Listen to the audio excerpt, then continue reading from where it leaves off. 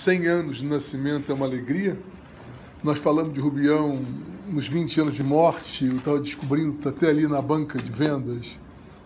O Murilo Rubião, 20 anos depois de sua morte, fizemos um evento em homenagem, rememorando os 20 anos de morte do Rubião. O Rubião sempre esteve presente na minha pesquisa em torno do insólito, em torno do fantástico. Quando eu comecei na UERJ com um projeto de iniciação científica e que a questão era o fantástico, eu ainda não usava o termo insólito, a prova de seleção, foi uma época de muitos candidatos, foi em cima da obra do Rubião. E a prova final foi um conto do Rubião, dos que eu mais gosto, que é A Cidade, e que aparentemente não teria nada a ver com o fantástico ou com o insólito, mas a aluna que passou em primeiro lugar demonstrou que tanto como construção narrativa, né, como situações da diegese tem a ver. E aí, ir a Rubião, voltar a Rubião, tem sido um processo bastante longo. Ano passado, a gente organizou um dos nossos muitos eventos do Rio, todo ano tem tido um, é o vertente, que é em torno do vertente do fantástico na literatura, vertente do insólito, é a reunião dos grupos daqui de São Paulo, da Unesp, lá da UFO, da Federal de Berlândia, nosso do Rio, e o vertente do fantástico no Brasil. O meu capítulo é sobre Rubião.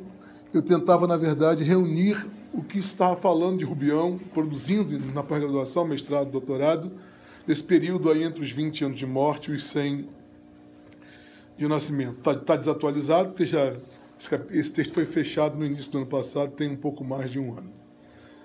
Agradecer a Zilda exatamente o convite. Eu não vou entrar de maneira bem direta na questão da alegoria. Eu vou falar de Rubião, um texto de Rubião que me agrada muito, que é A Noiva da Casa Azul.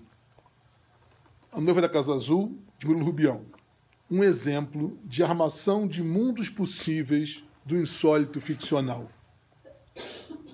Antônio Cândido considera que Murilo Rubião, com um livro de contos, O Ex-Mágico, 1947, teria inaugurado no Brasil a ficção do insólito absurdo. Para mim foi uma surpresa, estudando Rubião, estudando Fantástico, usando o termo insólito, um belo dia revendo um livro que, quando eu fazia a graduação, o professor me mandou comprar, ter e ler, que é Educação pela Noite e Outros Ensaios. Lá em Nova Narrativa encontro o Cândido afirmando exatamente isso. E depois vai atribuir a Rubião a gênese do que ele vai chamar mais ou menos de gênero, que seria o insólito absurdo, e vai até demonstrar alguns seguidores na linha rubiana. Rubião teria feito isso antecipando uma vertente ficcional que somente 20 anos mais tarde, portanto em 67, viria a ser reconhecida pela crítica e pela historiografia literária com o boom da literatura hispano-americana a partir da publicação e divulgação internacional do Cem Anos de Solidão, do Gabriel Garcia Marques, e dos sucessos, de escritores como Borges, como Cortázar, que foi bem falado aqui, e que é um escritor com o qual é muito fácil hoje comparar a obra do Rubião a uma série de contos do Rubião e do Cortázar que permitem comparações bastante proveitosas. O conto A Noiva da Casa Azul permite ilustrar, com excelentes exemplos, as imbricações entre as categorias tempo, espaço, a serviço da armação de mundos possíveis do insólito, pois, como adverte Carlos Reis e Ana Cristina Lopes, o tempo da história não é estranho também, por vezes, à configuração do espaço, sendo esta categoria, o tempo, pluridimensional e estática, necessariamente submetida à dinâmica temporal da narrativa. É natural que, eventualmente, se estabeleça uma verdadeira integração do espaço no tempo. E isso a gente trabalha muito quando pensa aí das cronotopias, Aliás, no nosso evento desse ano vai ter um simpósio dedicado exatamente às cronotopias do insólito, como a cronotopia vai interferir na configuração das personagens do insólito ficcional. E está aí, exatamente isso se dá em A Noiva da Casa Azul.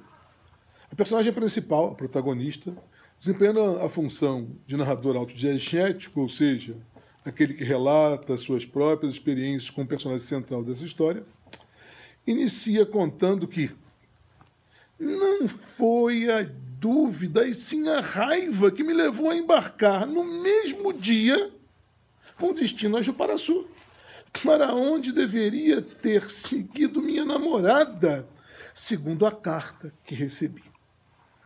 Em ação, embarcar para Juparaçu, provocada pelo recebimento da carta de sua namorada, a personagem narradora embarca no mesmo dia em que recebeu a carta, para Juparaçu, ao encontro dela. E, assim, justifica a imediata ação reflexa, com o que já temos uma marcação cronológica, indicando o quando recebeu a carta e embarcou, partindo em viagem. A culpa era de Dalila. Que necessidade tinha de me escrever que na véspera de partir para o Rio, dançar algumas vezes com o ex-noivo? Se ele aparecera por acaso na festa, e se fora por simples questão de cortesia que ela não o repelira, por que mencionar o fato? Observe-se que a personagem narrador volta a demarcar o tempo, referindo-se à véspera de partir do Rio. Esse índice temporal leva a subentender que sua ação, naquele momento, acontecia em tempo próximo à data em que Dalila, a namorada, partira do Rio. Quer dizer, ele ir para Juparaçu, ela ter partido do Rio, véspera, dia seguinte. E, desse modo, temos mais uma referência à cronologia dos fatos narrados. Ao longo do trajeto do Rio a Juparaçu, dentro do trem que viajava, deixou-se levar por momentos de desvanecimento, cerrando dentes, soltando pragas, bulindo e rebulindo a carta que recebera, até que, como declara, acalmei-me um pouco ao verificar, pela repentina mudança da paisagem, que dentro de meia hora terminaria a viagem a Juparaçu, surgiria no cimo da serra, mostrando a estaçãozinha amarela. As casas de campo, só minuto depois, quando já tivesse desembarcado e percorrido uns 2 quilômetros a cavalo, a primeira seria a minha, com as paredes caiadas de branco, as janelas ovais. Novamente, temos novas marcações de tempo que determinam a expectativa que a personagem narrador tem de quando irá se encontrar com e no espaço físico desejado. Dentro de meia hora, só minutos depois, quando já tivesse desembarcado, percorrido uns 2 quilômetros a cavalo, e pressupõe que, ao chegar, avistará a sua casa, a primeira, com as paredes caiadas de branco e as janelas ovais. Contudo, como revela, o chefe do trem arrancou-me bruscamente do meu devaneio. Queria saber se pretendia mesmo desembarcar em Juparaçu. Ao que respondeu a personagem narrador: claro, onde queria que eu desembarcasse? E o chefe do trem achou muito estranho que alguém procure esse lugar. Mas ele preferiu perpassar a impertinência e estranheza do funcionário da estrada, resmungando apenas um palavrão. A seguir, exclamou: Juparaçu! Juparaçu surgia agora ante os meus olhos no alto da serra. Mais 15 minutos e estaria na plataforma da estação, aguardando condução para casa, onde mal jogaria a bagagem e iria ao encontro de Dalila. Outra indicação de passagem de tempo, mais 15 minutos. Indicando a sequência cronológica das ações esperadas. Logo adiante, temos uma rememoração dos tempos de juventude, entremeada de outra indicação de tempo necessária à compreensão da narrativa e, naturalmente, essencial para a instauração do insólito, que aproximará a narrativa do fantástico, dos novos discursos fantásticos contemporâneos, do fantástico que tem Cortázar como um dos grandes representantes. No verão passado, por ocasião da morte de meu pai, os moradores da Casa Azul, assim como os ingleses das 2 casas de campo restantes, foram levar-me suas condolências. E tive dupla surpresa. Dalila perdera as sardas, e seus pais, ao contrário do que pensava, eram ótimas pessoas. Sem alusão aos acontecimentos, morte do pai, recebimento de condolências, mudança no rosto de Dalila, estão datados do verão passado. O que delimita em 1 ano, mais ou menos, a distância temporal entre aqueles acontecimentos narrados e os do momento da narração, que coincide com o tempo da narrativa, próximo do que observam Carlos Reis e Ana Cristina Lopes, quando atentam para que o tempo do discurso pode ser entendido como consequência da representação narrativa do tempo da história.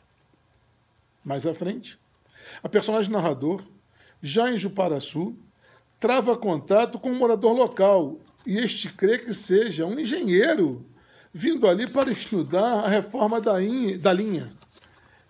E lhe pergunta se é.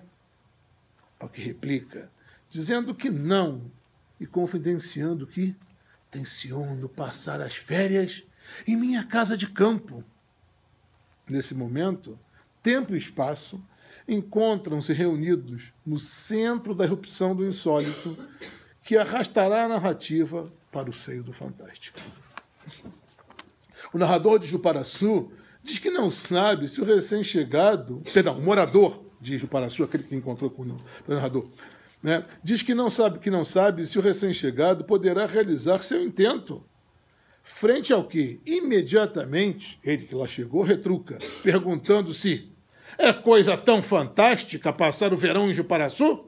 Ou, quem sabe, andam por aqui temíveis pistoleiros? Na resposta que recebe, temos a revelação da incoerência que fere, de uma só vez, as categorias tempo e espaço. A personagem diz que pistoleiros não há, mas acontece que as casas de campo estão em ruínas. No verão do ano passado, portanto, há aproximadamente 1 ano, o recém-chegado estivera com Dalila em sua casa, ali em Juparaçu, e as casas, inclusive a Casa Azul, bem como as 2 casas dos ingleses, estavam lá. A dele, com as paredes caiadas de branco e as janelas ovais. Agora, passado um verão, cerca de 1 ano, como anuncia o morador da cidade, as casas do campo estão em ruínas. Diante da revelação, que lhe pareceu inacreditável, incoerente, incongruente, inusitada, insólita, pois ele experienciara outra realidade em que, no verão passado, estivera ali com Dalila e outros personagens. Assim, ele decidiu dissimular diante do morador local, dizendo que há muitos anos não vinha aquelas paragens, e tomou o caminho cidade adentro. Não caminhava mais de 20 minutos, quando estanquei, aturdido. Da minha casa restavam somente as paredes arruinadas, a metade do telhado caído, o mato invadindo tudo. A personagem narrador constata, na apreciação do cenário, que a ação do tempo aparenta desacordo com sua expectativa e vivência. Conforme verifica, não são coerentes com a cronologia, passagem do tempo, do verão passado até aquele momento de ontem, quando recebera a carta, para hoje, quando chega a Juparaçu. Nem a configuração do cenário, descrição do espaço, de casas inteiras, caiadas, cuidadas, a casa agora em ruínas. Frente ao que vê, decide interrogar um morador da terra, um colono que ele encontra cuidando da pequena roça. Ele faz isso em busca de compreender o fenômeno inusitado que lhe sobreveio. Aproxima-se e indaga se ele residia ali há muito tempo. E o colono lhe responde que desde menino. Então pergunta-lhe se certamente conheceu esta casa antes de ela se desintegrar. O que houve? Se foi um tremor de terra? E o outro lhe diz que nada disso aconteceu. Sei da história toda contada por meu pai. Sem rodeios, o colono conta o que sabe e vai pouco a pouco amplificando a surpresa que se instala. E aí vem a fala do colono. A decadência da região se iniciara com uma epidemia de febre amarela, a se repetir por alguns anos, razão pela qual ninguém mais se interessou pelo lugar. Os moradores das casas do campo, sobreviventes, nunca mais voltaram, nem conseguiram vender as propriedades. E acrescentou que o rapaz daquela casa fora levado para Minas com a saúde precária e ignorava se resistir à doença. A personagem narrador ansiosamente pergunta: e Dalila? Mas o colono não reconhece o nome e ele tem que lhe explicar quem era. Que se tratava da moça da Casa Azul. Logo, o colono exclama: ah, a noiva do moço desta casa. E o inquiridor corrige, dizendo-se: não noiva, mas apenas namorada. Nesse momento, há um evento narrativo que aponta para a elaboração insólita da personagem. Estamos falando de tempo, de espaço, agora a personagem também no seio do insólito. E o colono pergunta: não? Será que deixou a frase incompleta? É o senhor? O jovem que morava aqui? Inseguro, com a frase suspensa, marcada pelas reticências, mas, para evitar novas perguntas, preferiu negar, tornando a perguntar de Dalila. E Dalila? O colono responde: morreu.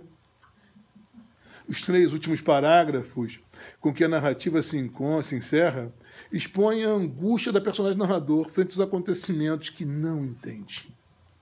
Não sabe explicar. Espaços e tempos do passado e do presente se confundem. Parece que Dalila está lá e não a vejo. O seu corpo miúdo, os olhos meigos, os cabelos dourados, abraça-me e não sinto os seus braços. O cenário lúgubre, de paisagens góticas, macabro, dá fecho à narrativa. Descolorida e quieta, a Casa Azul está na minha frente. Caminho por entre os seus destroços, a escadinha de tijolas semi-destruída, depois do alpendre esbaraçado, o corredor, subo a custo os degraus apodrecidos da escada de madeira, chega ao quarto dela, teias de aranha, só teias de aranha, as janelas saindo das paredes, o assoalho apodrecido. A noite já estava aparecendo por entre o teto fendido.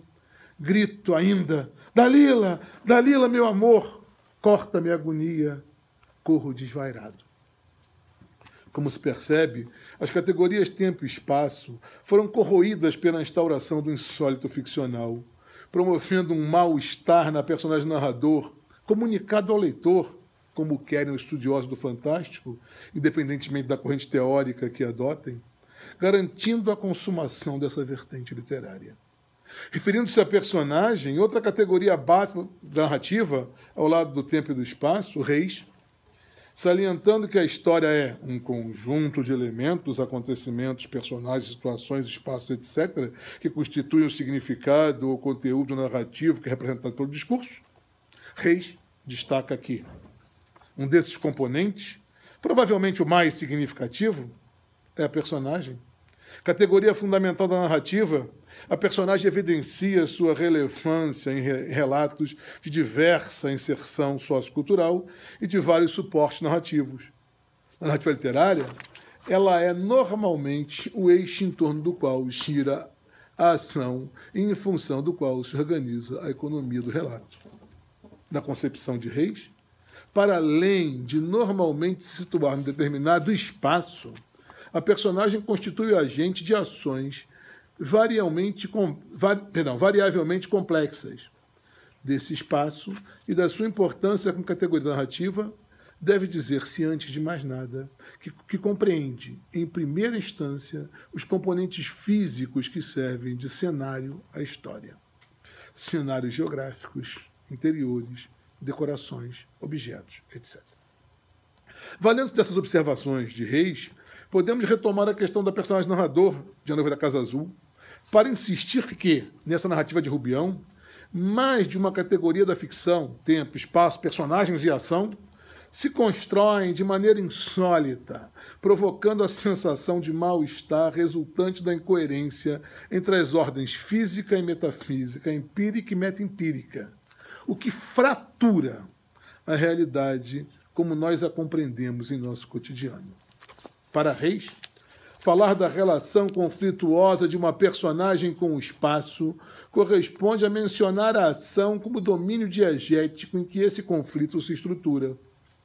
Entendida como processo de desenvolvimento de eventos singulares, a ação depende, para sua concretização, da conjugação de, pelo menos, os seguintes elementos, um ou mais sujeitos, que nela se empenham, um tempo em que ela se desenrola, e transformações que propiciam a passagem de certos espaços a outros, constituindo uma totalidade que confere consistência ao relato, a ação manifesta de forma peculiar nos diversos gêneros narrativos. Em A Noiva da Casa Azul, a personagem narrador desempenha ações incoerentes com a cronologia, e suas relações com o espaço são divergentes em relação aos aceites no mundo natural e ordinário. Instaura-se uma dúvida quanto à sua caracterização, pois não se sabe em que plano de existência, suas ações se dão, em que transitoriedade cronotópica os acontecimentos desenrolam, e mesmo se tudo não passa de um sonho, um delírio, um devaneio, uma ilusão. As personagens habitam, nos mundos possíveis ficcionais, espaço e tempo em que exercem ou sofrem ações. E esse construto arquitetônico, que é o texto literário, envolve intercruzamentos entre planos do enunciado e da enunciação. Hibridizações entre o eu e o tu, no que se imiscui a questão do duplo, de especial relevância para a literatura fantástica, como se constata, por exemplo, a partir da divisão básica que Todorov faz entre temas do eu e temas do tu. E rupturas entre os limites autor, relato e leitor, um dos problemas mais tensos desde Todorov, quando trata das discussões acerca da recepção da narrativa fantástica. Sobre esse aspecto, é oportuno refletir sobre como o leitor reconhece o mundo possível ficcional de A Noiva da Casa Azul. Pamparán, é uma teórica argentina de Córdoba, desenvolve algumas observações que ajudam a refletir sobre essas questões. Segundo ela, ler um gênero é ler um sistema de códigos semelhantes. Todos eles também são formas implícitas de inventar um destinatário para a atuação ficcional e correspondem a algumas estratégias narrativas. No discurso fantástico, figuras representativas são a metamorfose e o duplo, em qualquer dos níveis de resolução do relato. Transformações, passagens e reduplicações, cópias, inversões, anacronias e outras tramóias adquirem formas em diferentes instâncias compositivas. Se propõe como um mundo de fácil reconhecimento, mas problemático, e, por isso, capaz de engendrar situações narrativas de conflito no interior da estrutura.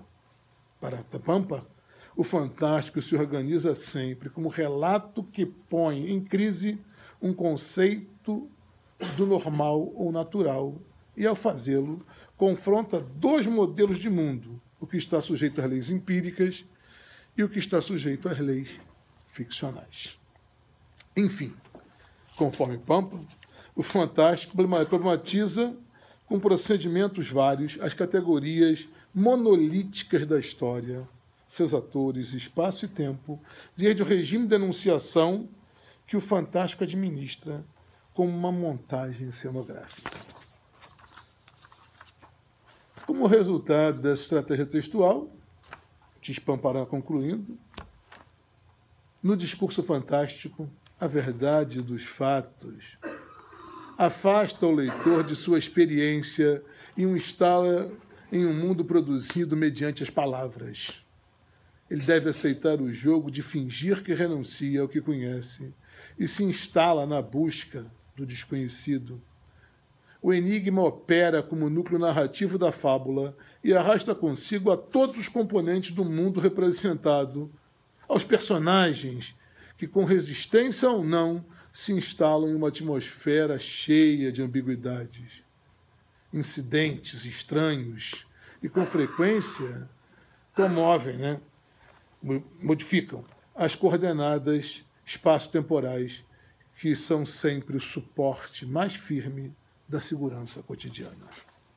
Aceitando-se que, no universo dos gêneros literários, em que se escreve o fantástico, por exemplo, se possa falar de um sistema ou de uma espécie de macrogênero real naturalista, é lícito sustentar que haja armações de mundos ficcionais apropriadas a essa arquitetura ficcional da realidade, de forma a reproduzir o mais coerentemente possível os níveis de experiência vivenciados pelos seres modelares nos mundos referenciais de base, seres de carne e osso. Igualmente, também se pode aventar a elaboração discursiva de um outro processo de armação de mundos possíveis ficcionais, configurando uma outra forma de representar a realidade, de modo que, no nível diegético, universo, espaço temporal no qual se desenrola a história, os acontecimentos representados não sejam coerentes em relação à experiência conhecida por nós, senão que fragilizem essa relação, obrigando o leitor a confrontar os dois universos, o que habita e o que lê. Como observa Reis, na tradição ocidental, e quando não estão em causa movimentos de inovação radical ou de ruptura, a narrativa tende a estruturar os componentes diegéticos de forma equilibrada e internamente coerente. Mas, conforme ele, Reis, mesmo admite, em rigor, nada impede a derrogação narrativa, da narrativa literária e, em certos contextos, transgressão cultural, culto do fantástico ou do absurdo, etc., dessa veracidade empírica instituída, impondo-se, então, uma espécie de verdade interna da ficção. Assim, contrapondo as estratégias textuais do sistema literário, os macrogêneros, termo que Reis utiliza indistintamente como sinônimo, real naturalista, Pamparin reconhece que a melhor literatura fantástica não só tenta violar as leis de uma mimesis do real, senão que avança na exploração das estratégias do verossímil, esperando do leitor que se movimente intelectualmente nas múltiplas direções. E, dessa maneira, diz a Pamparin, o fantástico não somente relativiza o conceito de uma ordem estável para pensar a realidade, recolocando os códigos sociocognitivos da experiência do leitor, senão que também exibe o artifício da invenção de um mundo sem referente certo. A construção insólita das estratégias da narrativa é uma ação necessária e essencial à literatura fantástica, sendo a mais necessária e essencial de suas estratégias. Os espelhos deformantes são as estratégias do fantástico, aquelas a que mais comumente se recorre a fim de que a imagem da realidade, pano de fundo da ficção, parasita do real, refletida no universo ficcional, represente, mimeticamente, em uma mimesis que, antes, chamamos de segundo plano, um mundo incoerente com aquele que temos por certo em nossa experiência de vida, que é, via de regra, representado também mimeticamente em um primeiro plano de referencialidade. Ana Maria Barrenechea, uma estudiosa do Fantástico, argentina, falecida há pouco tempo, uns 5 anos, afirmou que a literatura fantástica, com crase, pertence às obras que põe no centro de interesse delas na violação da ordem do terreno natural ou lógico e, portanto, na confrontação de uma e outra ordem dentro do texto, em forma explícita ou implícita. O fantástico franqueia outras fendas para vermos o mundo. E que mundo, enfim, se pode ver em A Noiva da Casa Azul? Arrisque-se a responder a essa pergunta a partir da nossa leitura. Qual?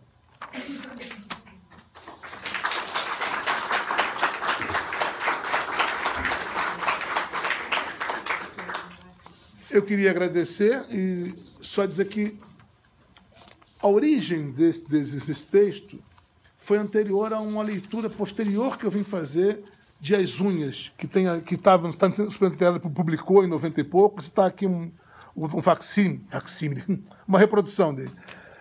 As Unhas tem muitas coisas que se aproximam da Noiva da Casa Azul, essa coisa da passagem de tempo, do espelho, da mudança, a relação entre tempo e espaço. Obrigado.